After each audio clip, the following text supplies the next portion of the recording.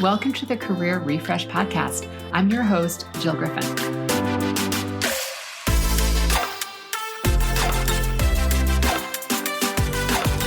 I'm a former media and marketing executive turned career strategist and executive coach.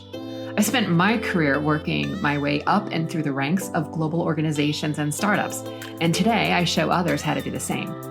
Join me each week as we discuss the strategies and actionable steps to leverage your strengths, increase your confidence, and develop your career well-being. Ready? Let's do it.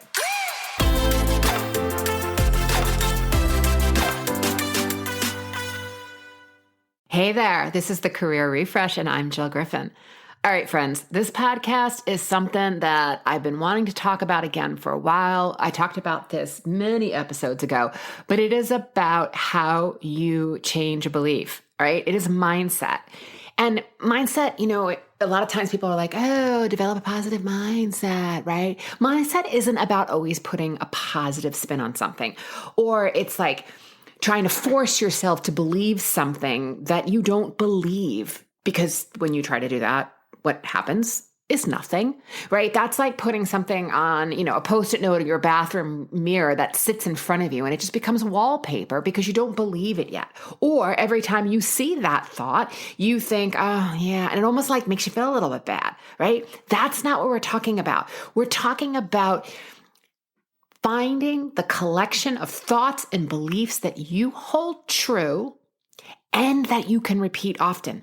And even if you're like, well, I kind of believe it, but I don't always believe it, that's a good place to start.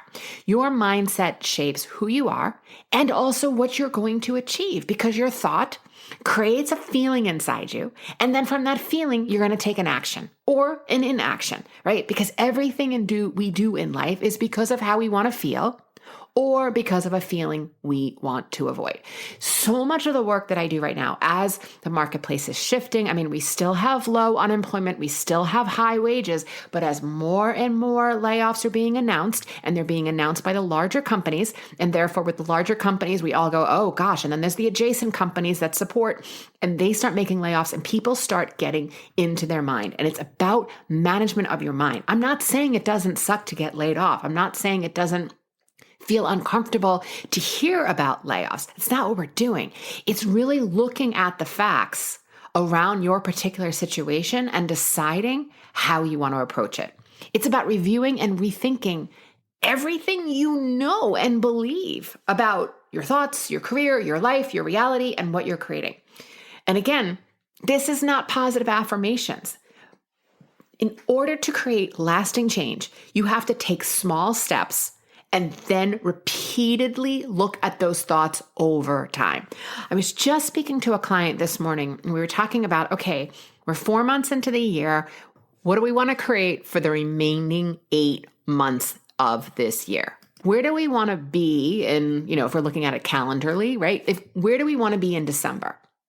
And if the idea is that you are going to be in a higher level position, then not getting a call back today, or not getting the response when you sent out the resume or you went on the interview and you haven't heard from them, that just becomes data. Because if you really believe by the end of the year that you are going to be in a job that is fulfilling and meeting your needs financially, emotionally, mentally, then the pieces of feedback and data along the way, getting ghosted, not hearing back from the recruiter. Again, I know these suck. But we also have a choice to go, okay, what is it that I can do differently? Is there something I need to fine tune in my story? Is there something I need to tell differently in my career narrative? How am I answering that question? Is there a better way for me to answer that question, to be more thorough in answering that question? I often say, in order to get a job, we need to be telling the story about how our skills are repeatable, scalable, and transferable. Repeatable. I've done it before. I can do it again. Scalable. I can work in a small department or a startup, and I can also scale that to a large piece of business. I can work in a large piece of business, and I also know how to scale that down to be effective within a startup, right? Repeatable, scalable, transferable. Transferable. I've done this type of work in this type of an environment, but here's how it works in another type of environment. We have to be telling those stories, because if we are not telling those stories, then the person we are interviewing with or the recruiter, the person we're talking to, is going to make assumptions. So we are going to lead them. So coming back to mindset, a positive mindset comes from thinking purposefully and practicing those beliefs. For me, it starts when I get up in the morning. It's thinking ahead of time. What do I want to accomplish today? What do I want to think about? What do I want to do? Who do I want to be? Who do I need to become? What do I need to be thinking in order to create that result? It's constantly thinking on purpose. And as I say all the time, this is a multi-million-dollar machine. And you can't see me, but I'm pointing to my forehead, my brain. This is a multi-million-dollar machine. And what do I want to put in there? I understand that it's hard because we live in this instant gratification culture. Everybody wants the thing now, but there's no shortcut. The shortcut is doing the work. And it's funny because if you went to a school in the US, an average public school, we were not taught around mindset. We were not taught the idea that we have an opportunity within our capabilities. I'm not talking about like I get to be Superman because I think I want to be Superman, right? I'm talking about within my capabilities, we get to create the results we want. I think if we were taught that not everything we believe is true and that we actually can change our thoughts, we probably would have saved a lifetime of obsessing over thoughts that aren't serving us.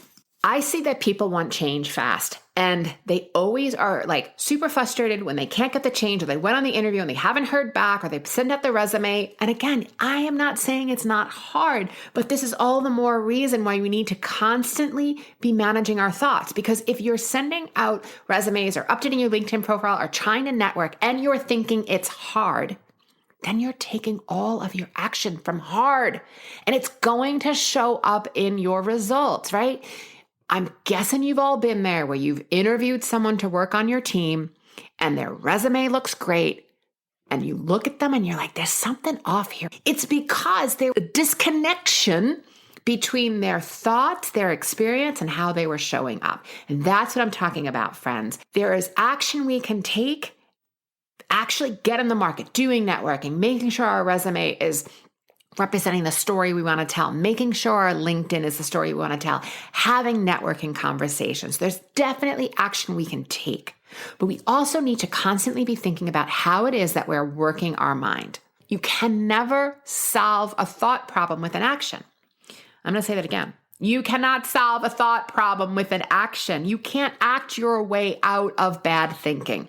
It'll help a little bit, but that bad boy is going to come back. I was talking to a client recently who just did a round of 75 hard. And if you want to know what that is, Google to get the full things. It's Andy Frisella, but here's the net. It's 75 days, 2 workouts a day, 45 minutes each workout. One has to be outside. It's, I think, 10 minutes of reading a nonfiction book every day. And you cannot listen to a podcast or an audiobook. You have to actually be reading. And then it's like, pick a diet and stick to it for 75 days. No excuses. If you stop doing it, you then have to start over again. I am neither endorsing or not endorsing this program. I'm simply telling you that a client of mine was doing this. And what she said was that, now that she's back there on the interview circuit and, goes through certain rounds and then it goes quiet for a while and she's not sure if she's been ghosted or what's happening, and it starts to feel panicky because she wants to get a job. Again, I get that. Like, that's valid, no doubt. But she said that when she was doing 75 hard, she didn't have these negative thoughts. And here's where I disagree with her. She didn't have the negative thoughts because she was just distracting her negative thoughts with something else. And then she said, well, when I was walking every day, I was processing, right? But processing is like therapy, which is super helpful. But in order to move forward, in order to have different thoughts, you have to spend time building them. It's like, every time I have a negative thought, if I pick up social media or alcohol or food or an argument with someone, right? I'm putting something in between me so that I don't have to feel what I don't want to feel. For 75 days working out 90 minutes a day, twice, 2 45-minute blocks, and doing all these other things, that's a distraction. Again, it's a good distraction, but it's a distraction and it kids us, because if we thought that taking that walk and processing what we were thinking was actually moving us forward, then we would have moved forward. But processing what had happened without processing your emotion, seeing what you're thinking today, seeing is it serving you?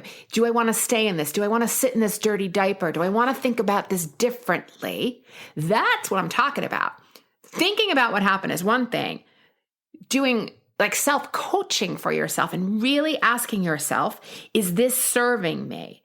That's where we want you to go. Because at the end of the day, if you knew that all the job interviews you were going on right now and you'd have a job in 90 days, how would you be thinking about not getting return phone calls or delayed responses or the failures that you've had along the way, or I didn't get the job? Again, I'm not saying it's not going to be disappointing, but you wouldn't let it stop you. If you knew for sure and you believed for sure that you were going to have a job, you wouldn't let these pieces of information, this feedback along the way, the ghosting from the recruiter, I've applied to 100 jobs off of LinkedIn and haven't heard from one of them. You wouldn't let it stop you because you would stay in belief.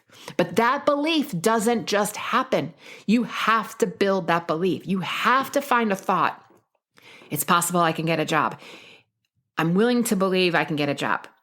I'm learning how to get a job. I'm learning how to get a job in this marketplace. I'm learning how to play the game in this marketplace. Those are the thoughts that then you can start revving on. You're like, okay, that feels a little bit better than I'm never going to get a job. And then you start revving on those. So then you start thinking, differently. Because you cannot be in the negative thinking and be in the strategic solution of moving forward. It is biologically impossible, friends. This is fight versus flight. You cannot be fighting the fight in the action and also be thinking strategically. One has to stop in order to do the other. Thinking about your thoughts is a start, but depending on what those thoughts are, it can keep you in a thought loop. That's one of the challenges with just journaling. If you're constantly just writing the same things over and over and you're not working on a plan to change the thoughts that don't serve you, then you stay where you are. And that's what my client was doing when she was saying that she was, thinking while exercising. She was just in a thought loop.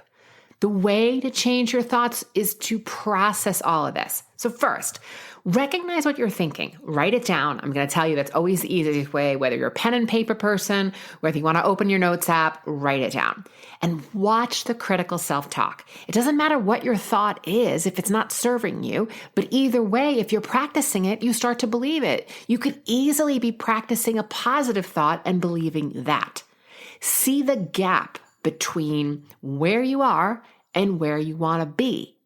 Then, if you're not where you want to be, you want to neutralize the thought. So I would recommend that you work on more neutral thoughts. Things like, there is opportunity. I'm learning how to create opportunity in this marketplace. I'm willing to believe that the next interview is around the corner.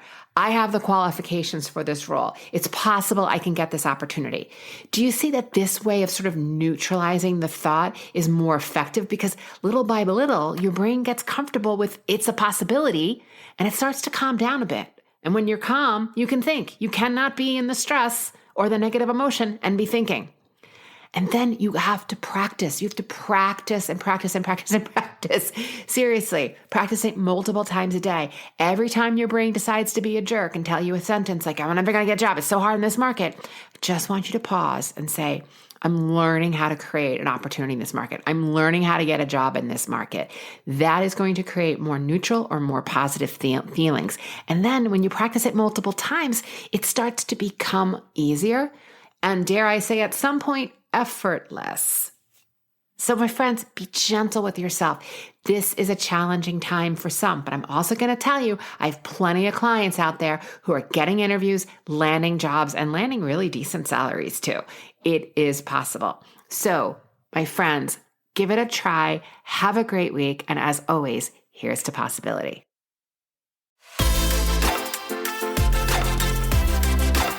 Hey, thanks for listening to the Career Refresh podcast.